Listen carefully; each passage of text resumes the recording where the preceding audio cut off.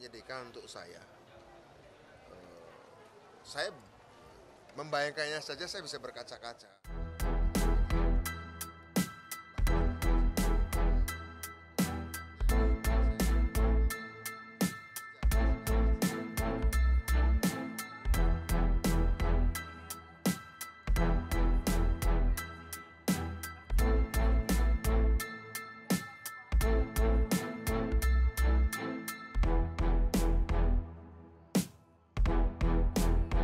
Itu akan sangat menyedihkan untuk saya.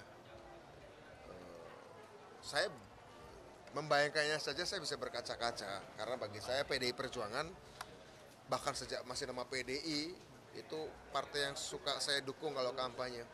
Sejak kelas 6 SD bahkan suka ikut kampanye.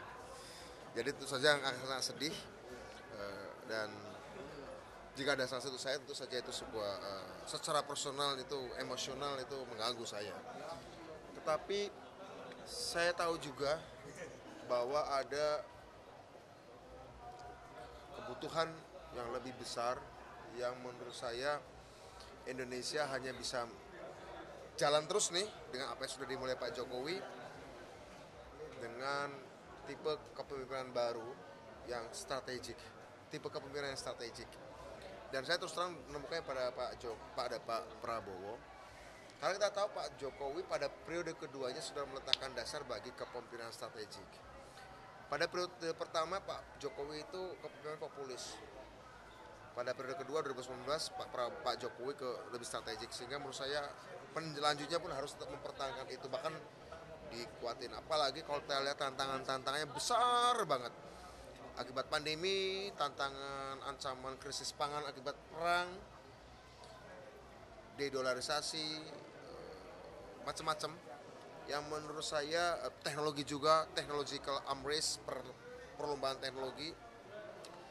Yang menurut saya yang dibutuhkan adalah pemimpin yang mampu mengalokasikan dan meletakkan sumber daya manusia Indonesia untuk tujuan jangka pendek, menengah, dan panjang, untuk menghadapi goncangan itu. Kira-kira kayak kita menghadapi gelombang, mau ada badai, makanya pembagian kerja di antara awak kapal Indonesia dan penumpangnya harus jelas gitu ya, sehingga polarisasi perpecahan harus diredam sedikit mungkin, dan itu butuh yang strategis. Berarti itu ada di berapa Pak? Saya melihat tidak sempurna Pak Prabowo, tidak ideal, tapi relatif dibandingkan yang lain. Nah, karena itu bagi saya kepemimpinan strategik penting untuk menjaga persatuan nasional.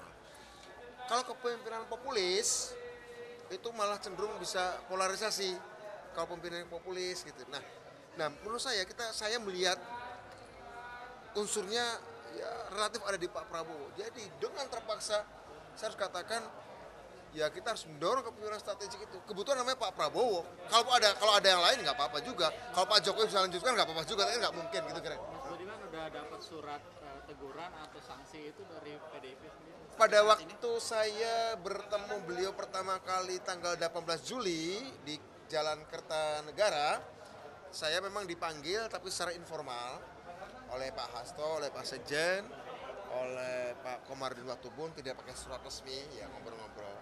Tapi apakah ini juga akan saya dapat surat resmi, saya nggak tahu ya. Kalau memang itu terjadi ya tentu saja baik itu undangannya adalah formal dengan surat resmi atau informal, saya akan datang. Gitu. Tapi sampai hari ini, setidaknya sampai jam ini, nggak tahu besok ya. Ya tentu saja kalau ada ya tentu saya akan datang, dan itu kewajiban saya. Dan jika memang ada sanksi untuk saya berharap apa yang saya lakukan bisa menjadi bahan diskusi.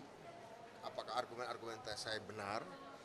Sehingga kemudian membuat partai bisa memutuskan bahwa kita harus katakan beraliansi strategis dengan Gerindra misalnya gitu ya.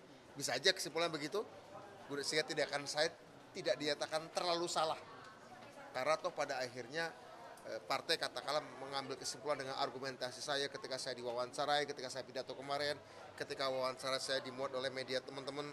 Akibat wawancara ini kemudian partai yakin, oh kira-kira ada dengan kesalahan dan kekeliruannya Budiman ada benar juga, kenapa tidak kita pertimbangkan untuk membangun aliansi strategis dengan Gerindra, misal seperti itu. Sehingga kemudian tindakan saya ya salah, tapi sanksinya tidak harus dipecat. Saya sih berharap itu, dan saya masih percaya partai saya akan mengambil juga pilihan itu salah satunya. Namun jika misalnya yang saya katakan yang saya lakukan ini salah, keliru, ya dengan berat hati, seandainya saya secara administratif dicabut keanggotaan saya, tentu saya sangat sedih. Tapi yakinlah yang tercerabut dari saya hanya status administratif saya sebagai seorang kader nasionalis Soekarnois. Tapi saya sendiri sebagai seorang nasionalis Soekarnois tentu tetap ada.